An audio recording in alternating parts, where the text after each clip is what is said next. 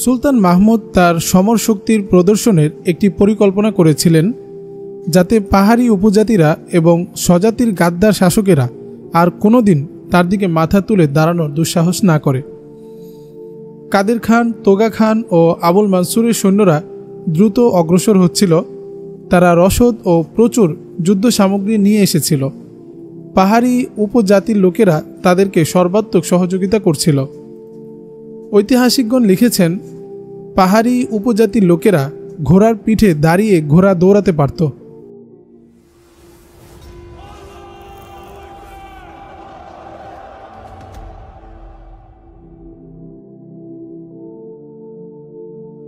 এবং দৌড়ঝাঁপ করে লড়াই করতে অভ্যস্ত ছিল। সুলতান মাহমুদের শত্রুরা উপজাতিদের এই বিশেষ বৈশিষ্ট্যের জন্য গর্ব করত। তাছাড়া 3 বাহিনী মিলে তাদের সেনাশক্তিও ছিল প্রবল। ঐতিহাসিকদের মতে সুলতান মাহমুদের সৈন্য সংখ্যা 3 বাহিনীর সমানই ছিল। অবশ্য সুলতান মাহমুদের প্রতিপক্ষের কাছে কোনো হাতি ছিল না। তাছাড়া সুলতান মাহমুদের কাছে অন্তত 400 রথ ছিল। এই রথগুলো তিনি হিন্দুস্তানের পরাজিত সৈন্যদের কাছ থেকে কবজা করেছিলেন। সুলতান মাহমুদ এগুলো ব্যবহারের পক্ষে ছিলেন না, কিন্তু পাহাড়ি উপজাতিদের কথা চিন্তা করে রথগুলো সাথে নিয়েছিলেন, যাতে পাহাড়ি লড়াকুদের বিরুদ্ধে এগুলো ব্যবহার করে ফায়দা ওঠানো যায়। এগুলো ছিল খুবই হালকা ধরনের এক প্রকার বাহন। সামনে একটি ঘোড়ার কাঁধে রথ জুড়ে দেওয়া হতো। রথের মধ্যে 2 জন সৈন্য থাকত। একজন ঘোড়া হাঁকাত আর অপরজনের হাতে থাকত বর্ষা, তরবারি, তীর, ধনুক। সুলতান মাহমুদ ছোট 2টি রথ ইউনিট তৈরি করেছিলেন। এবার উভয় রথ ইউনিটকে খোরাসানের দিকে অগ্রসর হওয়ার নির্দেশ দিলেন। ঐতিহাসিকগণ লিখেছেন, সুলতান মাহমুদের সৈন্যরা ছিল উচ্চমানের সামরিক প্রশিক্ষণে শিক্ষিত। তাদের মধ্যে নিয়মতান্ত্রিকতা এবং রণাঙ্গনের কঠিন সময়েও একদল অপর দলের সাথে সম্পর্ক রেখে চলত। যুদ্ধের কঠিন অবস্থাতেও সুলতান মাহমুদের কোনো সামরিক ইউনিট অপর ইউনিট থেকে বিচ্ছিন্ন হতো না। ফলে সুলতান মাহমুদের সৈন্যদেরকে কখনো বিশৃঙ্খল হতে দেখা যেত না। এসব রণাঙ্গনীয় বৈশিষ্ট্যে সমৃদ্ধ হওয়ার পরও এই যুদ্ধ প্রস্তুতি সুলতান মাহমুদকে পেরেশান করছিল, কারণ হিন্দুস্তানে তার প্রচুর সংখ্যক অভিজ্ঞ সৈন্য শাহাদাত বরণ করে। ধরে আনা হিন্দুদেরকে সামরিক বাহিনীতে সুযোগ দিয়ে তিনি জনবলের ঘাটতি অনেকটা পূর্ণ করেছিলেন।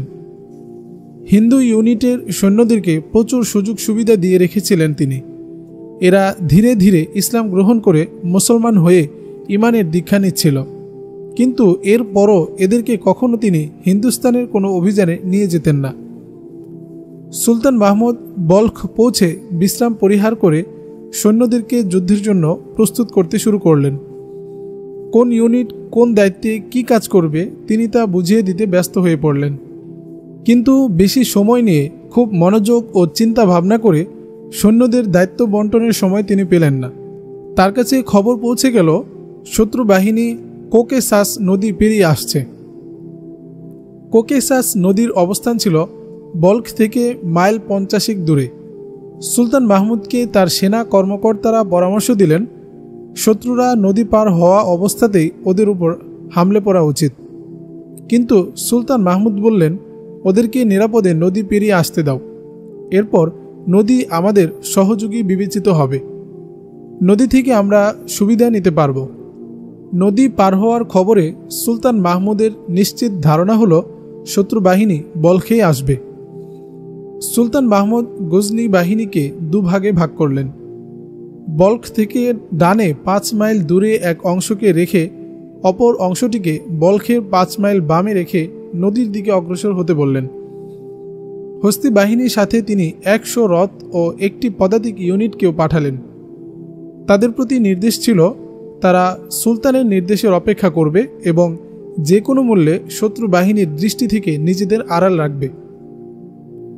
এই সেনা বিন্যাসের 4র্থ দিন শত্রু বাহিনীর অগ্রবর্তী দলের দেখা পাওয়া গেল। সুলতান মাহমুদকে যখন এই খবর দেওয়া হলো, তিনি খবর শুনেই কিবলামুখী হয়ে নামাজে দাঁড়িয়ে গেলেন। 2 রাকাত নফল নামাজ আদায় করে প্রথমে নির্দেশ দিলেন, শত্রু বাহিনীর অগ্রবর্তী দলের উপর কেউ একটি তীরও চালাবে না। তিনি যখন এই নির্দেশ দিচ্ছিলেন ঠিক তখনই তাকে জানানো হলো শত্রু বাহিনীর এক গোয়েন্দাকে পাকড়াও করে আনা হয়েছে। সুলতানের নির্দেশে গোয়েন্দাকে তার সামনে হাজির করা হলো। হ্যাঁ সুলতান, আমি বেলাসাগুনের গোয়েন্দা বটে, কিন্তু একটি সংবাদ আপনাদেরকে দিতে এসেছি। আপনাদের কোনো তথ্য নিতে আসেনি। কি খবর নিয়ে এসেছ? খবরটি আপনার ছেলে মাসুদের জন্য। আপনি জলদি তাকে এখানে ডেকে নিয়ে আসুন। মাসুদকে যখন ডেকে আনা হলো তখন গোয়েন্দা সুলতানের উপস্থিতিতেই বলল, তাকে আবুল মানসুরের মেয়ে সীমন্তাস এই মৌখিক সংবাদ দিয়ে পাঠিয়েছে যে আমি আপনাকেই বলেছিলাম যুদ্ধক্ষেত্রে হয়তো আমাদের সাক্ষাৎ হবে। আমার আব্বার সেনা কর্মকর্তাদের স্ত্রী এবং রক্ষিতাদের সাথে আমিও রণাঙ্গনে এসেছি। আমাদের অবস্থান হলো আমার আব্বার সৈন্যরা ডান পাশে এবং বুখারার সৈন্যরা আছে বাম পাশে, আর কাদের খানের সৈন্যরা মাঝে। আমাদের সৈন্যদের কমান্ড আমার পিতা নিজে দিচ্ছেন। উপজাতিদেরকে 3 বাহিনীর মধ্যে ভাগ করে নেওয়া হয়েছে। আপনার আব্বা আমাদের সৈন্যদের অবস্থা জানার পর তিনি তার বাহিনীকে কিভাবে সাজাবেন তা ভালো বুঝবেন। আমি আপনাকে অনুরোধ করব আমাদের বাহিনীর দিকে অগ্রসর হতে। আমি জীবিত আপনার কাছে পৌঁছার চেষ্টা করব, আর যদি জীবিত না থাকি তবে দোয়া করবেন। আল্লাহ হাফেজ। গোয়েন্দা আরও বলল, শাহজাদি আমাকে ফিরে না গিয়ে আপনাদের সাথে থাকতে বলেছেন। শোনো মাসুদ। গোয়েন্দাকে কক্ষের বাইরে পাঠিয়ে দিয়ে মাসুদের উদ্দেশ্যে সুলতান বললেন, এটা কি প্রেম ঘটিত ব্যাপার? যদি এমন কিছু হয়ে থাকে তাহলে আমি তোমাকে ওদিকে পাঠাবো না। ব্যাপারটা অনেকটাই আবেগ আশ্রিত, কিন্তু এতে কোনো ব্যক্তিগত আবেগ কিংবা ছেলে মানসিকতা নেই আব্বা হুজুর, জবাব দিলেন মাসুদ। আপনি আমাকে নিঃসংকোচে ওদিকে পাঠাতে পারেন। আমি সীমন্তাসের পরিবর্তে তার বাবার সাথে সাক্ষাতের চেষ্টা করব। সিমনের এই পয়গাম প্রতারণা নয়। আবু জাফরের কাছে আপনি এই মেয়ে সম্পর্কে অনেক কিছুই শুনেছেন। আমিও তো সীমন্তাসের সম্পর্কে আপনাকে পরিষ্কার একটা ধারণা দিয়েছি। এই যুদ্ধ প্রস্তুতির 5ম দিনে টকটকে লাল সূর্যটা পৃথিবীর বুকে আলো বিকিরণ করছিল মাত্র। ঠিক সেই সময় উভয় শিবিরের সৈন্যরা আল্লাহু আকবার তাকবীর ধ্বনি দিয়ে নিজেদেরকে তরতাজা করে তুলছিল। উভয় পক্ষ ছিল প্রতিপক্ষের রক্তপিপাসু। সীমন্তাস শত্রুপক্ষের সেনা বিন্যাসের যে প্রক্রিয়ার কথা বলেছিল, শত্রু বাহিনী ঠিক সেভাবেই অগ্রসর হচ্ছিল। যুদ্ধের সূচনা স্বরূপ অশ্বারোহী সংবাদবাহী দূতেরা জরুরি খবর পৌঁছানোর জন্য ঊর্ধ্ব শ্বাসে ঘোড়া হাঁকাচ্ছিল। সুলতান মাহমুদ যুদ্ধ চলাকালীন সময়ে এসব দূতের মাধ্যমে জরুরি পয়গাম পাঠিয়ে যুদ্ধ পরিচালনা ও নিয়ন্ত্রণ করতেন। দূতদের বহন করা সংবাদে শত্রুপক্ষের অবস্থানও তাদের যুদ্ধ পরিকল্পনা বোঝা যাচ্ছিল। কাদের খানের সৈন্যরা ছিল মাঝে এবং অনেকটা দূরে। দৃশ্যত শত্রুপক্ষের অগ্রাভিযানের অবস্থা দেখে মনে হচ্ছিল তারা সুলতান মাহমুদের সৈন্যদেরকে ঘেরাও করতে চায়। আবুল মানসুরের সৈন্যরা যেদিকে ছিল, সুলতান মাহমুদ তার ছেলে মাসুদকে ভ্রাম্যমাণ কমান্ডার হিসেবে সেদিকে পাঠিয়ে দিলেন। তোগা খানের সৈন্যদের দিকে আরেকজন তেজস্বী সেনাপতিকে কমান্ডারের দায়িত্ব দিয়ে পাঠালেন। শত্রু বাহিনীর একটি দলের সাথে অপর দলটির দূরত্ব ছিল প্রায় 1.5-2 মাইল। এই শূন্য জায়গা দিয়ে সুলতান মাহমুদের সৈন্যরা সামনে অগ্রসর হচ্ছিল। সুলতান অশ্বরথ এবং হস্তি ইউনিটকে অনেক আগেই ডানে বামে পাঠিয়ে দিয়েছিলেন। ফলে তোগা খান ও আবুল মানসুরের সৈন্যরা সুলতানের হস্তি বাহিনীর ঘেরাওয়ের মধ্যেই ছিল। সুলতান মাহমুদ শেষ নির্দেশ দিয়ে তার দূতদের পাঠিয়ে দিলেন। ততক্ষণে সূর্য অনেক উপরে উঠে গেছে, কিন্তু দুই পক্ষের সৈন্যদের দৌড় রণাঙ্গনে যে ধূলি উড়ালো তাতে সূর্যের আলো ধূলির আস্তরণের মধ্যে ঢাকা পড়ে গিয়েছিল। হঠাৎ যেন আসমান জমিন কাঁপতে শুরু করল। সুলতান মাহমুদ ডানে বামে আক্রমণের নির্দেশ দিয়ে দিলেন। উভয় বাহুতে উভয় দিক থেকে প্রচণ্ড আক্রমণ শুরু হলো। সুলতানের আক্রমণকারীরা ছিল হাতি, রথ ও পদাতিক সৈন্যের সমন্বয়ে গঠিত বাহিনী। গজনী বাহিনীর আক্রমণ প্রতিহত করতে উপজাতির দুর্ধর্ষ লড়াকুরা তাদের মতো করে প্রতিরোধ গড়ে তুলল। তারা ঘোড়ার পিঠে চড়ে বল্লম ও তীরের সাহায্যে আক্রমণ প্রতিহত করতে চাইল, কিন্তু এমন চতুর্মুখী আক্রমণে তারা তাদের প্রতিপক্ষ চিহ্নিত করতেই হিমশিম খাচ্ছিল। এদিকে কাদের খানের কাছে কোনো তথ্য পৌঁছালো না তাদের দুপাশে কি ঘটছে। দুই বাহু থেকে তার কাছে কোনো বার্তা পৌঁছাচ্ছিল না।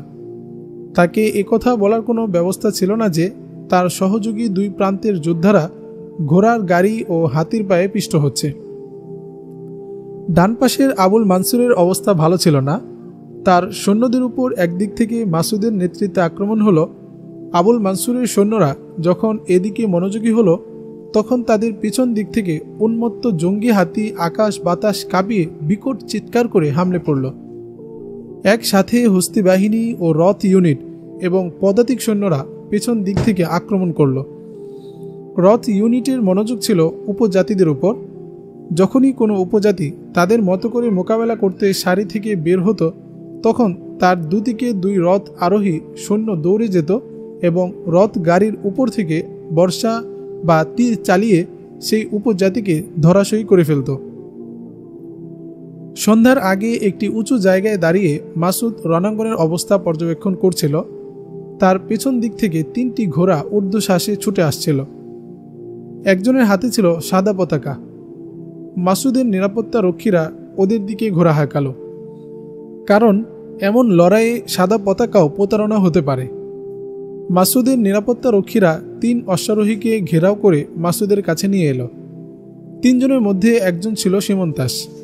সে তার মাথা মোটা কাপড় দিয়ে ঢেকে রেখেছিল আর গায়ে পুরুষ সৈন্যের পোশাক পরেছিল। মাসুদের কাছাকাছি এসে এক লাফে সীমন্তাস ঘোড়া থেকে নেমে মাসুদের কাছে গিয়ে তাকে সালাম করল। তার অপর 2 সঙ্গী ছিল সেনাবাহিনীর লোক। বহু কষ্টে আপনার অবস্থান জানতে হয়েছে, হাঁপাতে হাঁপাতে বলল সীমন্তাস। আমার আব্বা পালানোর চেষ্টা করছেন, কিন্তু তার এক সেনাপতি তাকে মিথ্যা আশ্বাস দিচ্ছে। আব্বা সৈন্যদের মধ্যভাগ অনেক পিছনে নিয়ে গেছে। তার দৃঢ় বিশ্বাস হয়ে গেছে সে পরাজিত হয়েছে। কাদের খানের এক দূত তার কাছে সংবাদ নিয়ে এসেছে বলখের দিকে অগ্রাভিযান সে বন্ধ করে দিয়েছে এবং সহযোগিতার জন্যে সে তার সৈন্যদেরকে ডানে বামে ভাগ করে পাঠাচ্ছে। সে বলে পাঠিয়েছে, হতাশ হবেন না, মাহমুদের বাহিনীকে আমরা ঘেরাওয়ের মধ্যে ফেলে দিচ্ছি। জানো মাসুদ, কিভাবে আমি তোমার অবস্থান জেনেছি এবং এখানে পৌঁছতে সক্ষম হয়েছি? সে কথা অন্যদিন বলা যাবে। এখন কথা বলতে চাই, একটু সাহস করলেই আমাদের মধ্যভাগের রিজার্ভ সৈন্যদের আপনারা পাকড়াও করতে পারেন। অপর পাশের সৈন্যদের অবস্থা কি আমি বলতে পারবো না, আমি শুধু আমাদের সৈন্যদের কথা বলছি। গভীর চিন্তায় পড়ে গেলেন মাসুদ। কি চিন্তা করছেন? আমার ঘোড়া বহু লাশ মারিয়ে এসেছে। মৃতদের মধ্যে যেমন গজনি সৈন্য আছে, বুখারা ও তুর্কিস্তানীয় সৈন্যও আছে।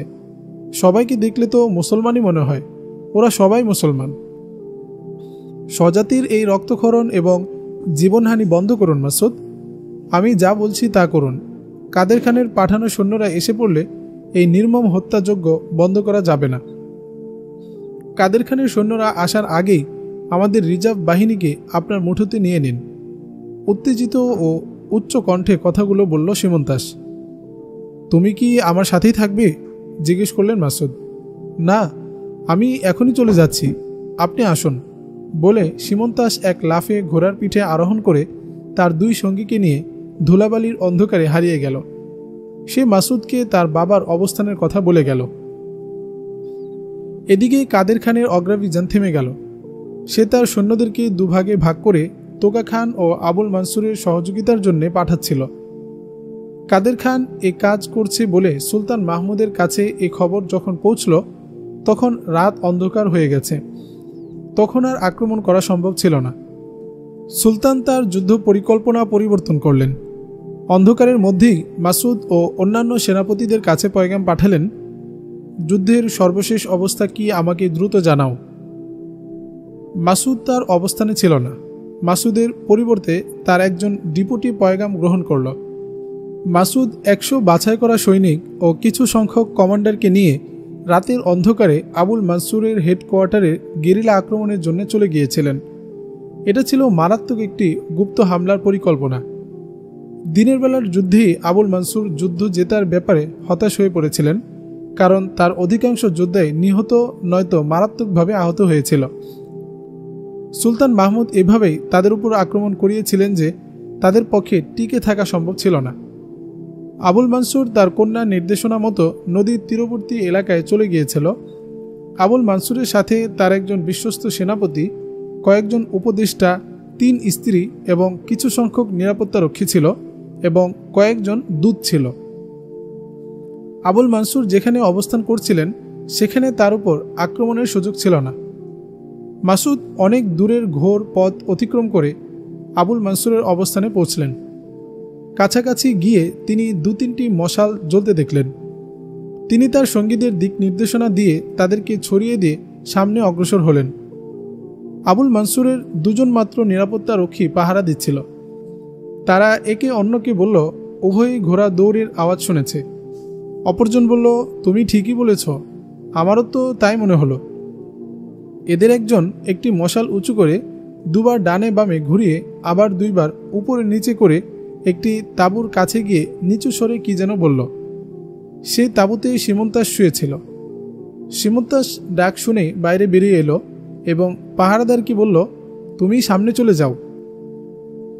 যেহেতু গোটা ব্যাপারটি ছিল পরিকল্পিত এবং সীমন্তাসের প্রত্যক্ষ তত্ত্বাবধানে, তাই রাতের গুপ্ত হামলা তেমন ঝুঁকিপূর্ণ ছিল না।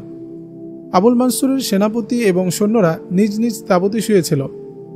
দিনের বেলার যুদ্ধে আহতদের গগন বিদারী আত্মচিৎকার তাদের কানে পৌঁছাচ্ছিল না।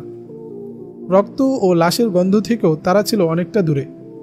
তারা এই আত্মতৃপ্তিতে নিশ্চিন্তে ঘুমাচ্ছিল যে তাদের সৈন্যদের মারিয়ে কেউ তাদের পর্যন্ত পৌঁছতে সক্ষম হবে না। কিন্তু ঈমান বিক্রেতা পিতার ঈমানদীপ্ত কন্যাই তার জন্য মারাত্মক এক ঝুঁকি হিসেবে অবস্থান করছিল। মাসুদ তাঁবুতে প্রবেশ করে একটি মশাল উঠিয়ে আবুল মানসুরের তাঁবুতে প্রবেশ করে তাকে ঘুম থেকে জাগালো। ঘুম থেকে জেগে মাসুদকে দেখে আবুল মানসুর হতবিহ্বল হয়ে পড়লেন। এদিকে মাসুদের নিরাপত্তা রক্ষীরা আবুল মানসুরের নিরাপত্তা রক্ষীদের জাগিয়ে এক জায়গায় জড়ো করল এবং তার সেনাপতিকেও পাকড়াও করল।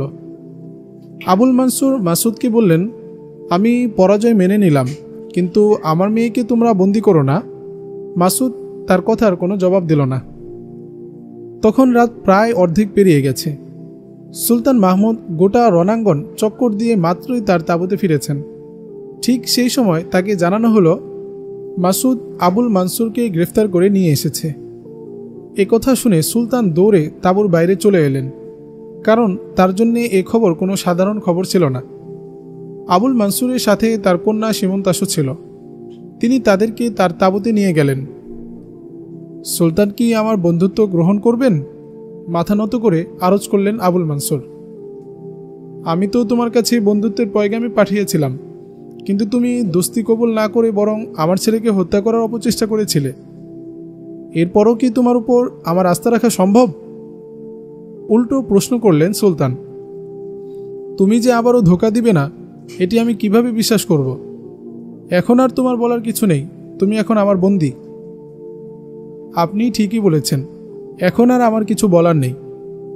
তবুও আমি আপনার বন্ধু হতে চাই, আপনার অনুগ্রহ প্রত্যাশা করি।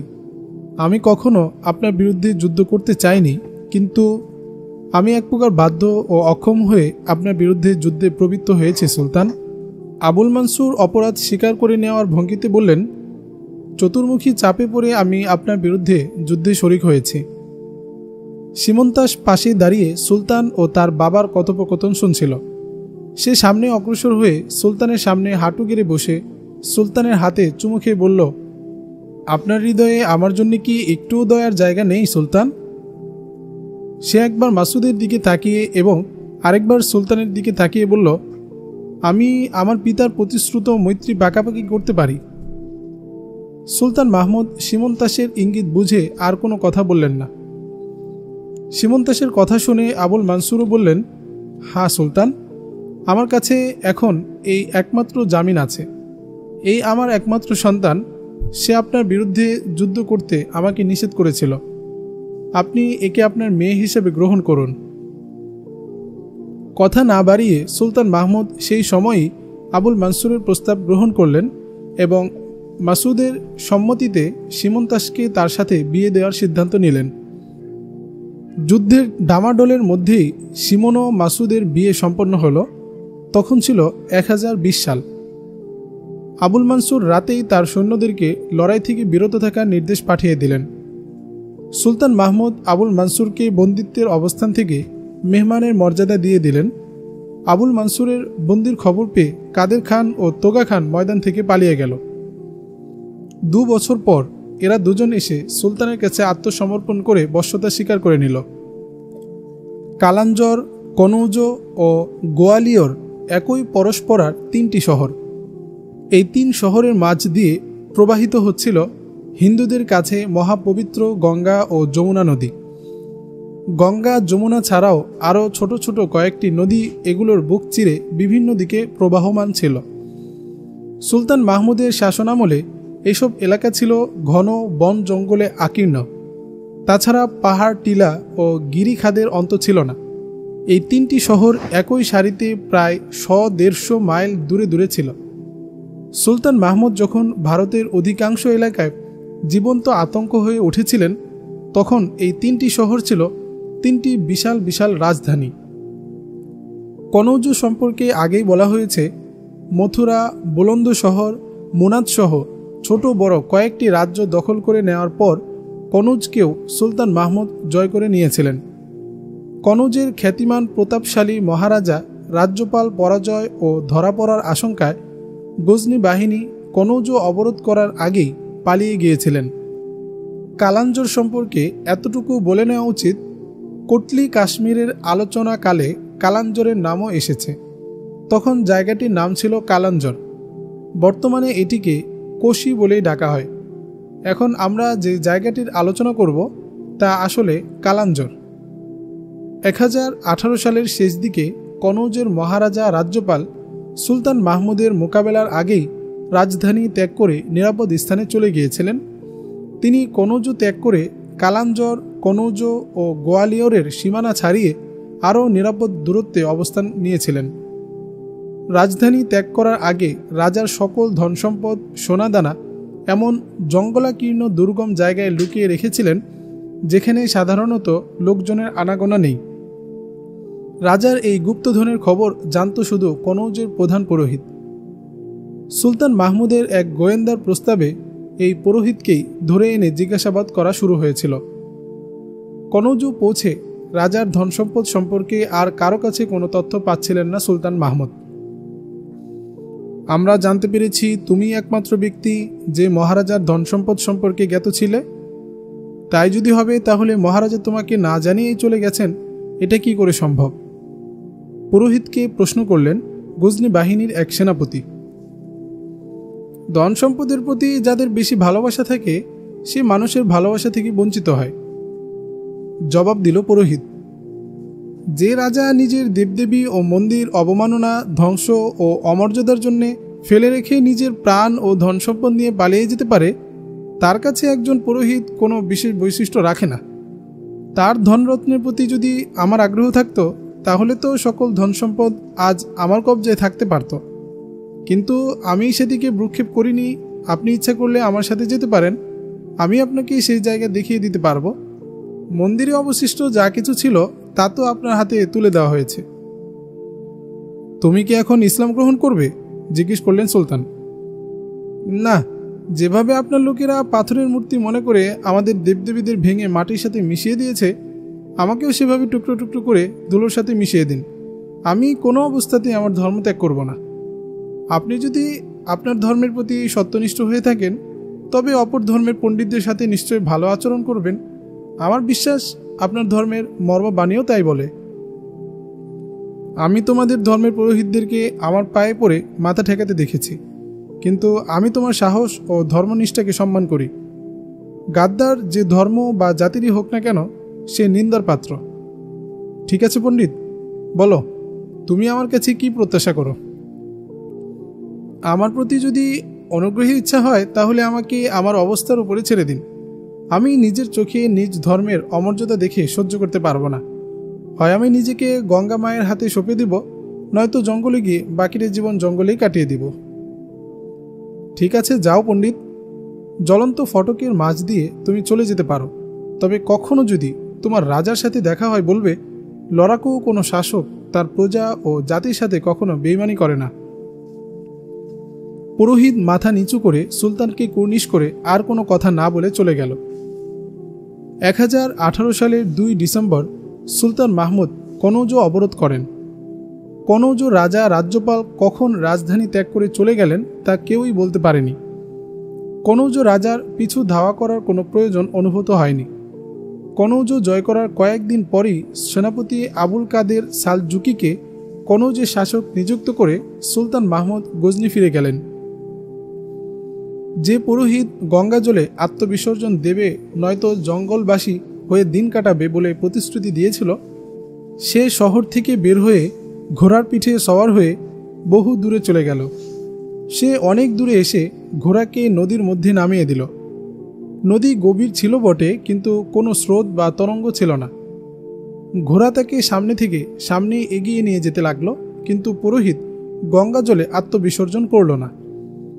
একসময় ঘোড়া নদী সাঁতরে তাকে গঙ্গার অপর তীরে নিয়ে গেল। এ পারটি ছিল ঘন জঙ্গল। পুরোহিত ঘোড়াকে বিশ্রাম এবং ঘাস খাওয়ার জন্য ছেড়ে দিল। অনেকক্ষণ পর সে আবারও ঘোড়ার উপর আরোহণ করে গভীর জঙ্গলের দিকে অগ্রসর হলো। জঙ্গলের ভিতরে কোথাও ছিল ঘন ঝোপঝাড়, আর কোনো জায়গা ছিল ময়দান। এমধ্যে পুরোহিত আরও 2-3টি ছোট নদীও পার হয়ে এলো। কয়েকটি পাহাড়ি ঢালও সে অতিক্রম করল। একসময় সূর্য ডুবে গেল, নেমে এলো রাতের অন্ধকার, কিন্তু পুরোহিতের ঘোড়া তখনও চলতেই থাকল। এক পর্যায়ে পুরোহিত আর এগোতে পারল না। বন ছিল ঘন। সে ঘোড়া থেকে নেমে শুকনো গাছের লতাপাতা, মরা ডাল, মরা গাছ টেনে হিঁচড়ে জমা করে তাতে আগুন ধরিয়ে দিল। সময়টা ছিল প্রচণ্ড শীতের। শীতের প্রকোপ এবং রাতের বেলার হিংস্র জীবজন্তুর আক্রমণ থেকে বাঁচার জন্যে চতুর্দিকে ডালাপালা জমা করে তাতে আগুন ধরিয়ে দিয়ে এর মাঝে পুরোহিত বসে থাকল। তাতে সে শীত থেকেও বাঁচল এবং আগুনের ভয়ে হিংস্র জীবজন্তু তার ধারে কাছে আসার সাহস করল না। সকালবেলায় আবার সে ঘোড়ায় সওয়ার হয়ে রওনা হলো। এক পর্যায়ে পুরোহিত এমন এক জায়গায় পৌঁছালো যেখানে লতা গুল্ম সকল গাছগাছালিকে পেঁচিয়ে দুর্ভেদ্য দেয়াল তৈরি করেছে। তাছাড়া এই লতাগুল্মর নিচেই গভীর খাদ, আর উঁচু গাছগুলোর ডালপালা এভাবে নিচে ঝুঁকে রয়েছে যে এগুলোর ভিতর দিয়ে সামনে অগ্রসর হওয়া অসম্ভব। এই অসম্ভবকে সম্ভব করেও ধীরে ধীরে ঘোড়া অগ্রসর হলো। কঠিন জায়গাটি বহু কষ্টে পাড়ি দেওয়ার পর আবারও জঙ্গলের ঘনত্ব কমে এলো। সামনে 2টি পাহাড়ের ঢালে ময়দানের মতো একটা জায়গা দেখা গেল। 2 পাহাড়ের ডালে পৌঁছে পুরোহিত একটি পথের সন্ধান পেল। এই পথটি 2 পাহাড়ের মাঝ দিয়ে পাহাড় দুটিকে পৃথক করেছে। এই জায়গাটি অতিক্রম করার পর আরও একটি পাহাড়ি পথ এলো, যেটি কখনো খাড়া দেয়ালের মতো উপরে চলে গেছে, আবার কোথাও খাড়া পাহাড়ের ডালের মতো নিচে নেমে এসেছে। পাহাড়ি এলাকাটি পার হওয়ার পর বহু দূরে তার চোখ পড়ল কিছু তাঁবুর উপর। অনেকগুলো তাঁবু থেকে একটু দূরে 2টি বাহারি সুন্দর তাঁবু তার নজরে পড়ল। তাঁবুর অদূরে কিছু সংখ্যক ঘোড়া ও খচ্চর বাঁধা। পুরোহিত ঘোড়ার বাঁক টেনে ঘোড়াকে চাবুক মারল। ঘোড়া ঊর্ধ্ব শ্বাসে ছুটে চলল, কিন্তু ততক্ষণে কয়েকজন লোক তীর ধনুক নিয়ে তার পথ আগলে দাঁড়ালো।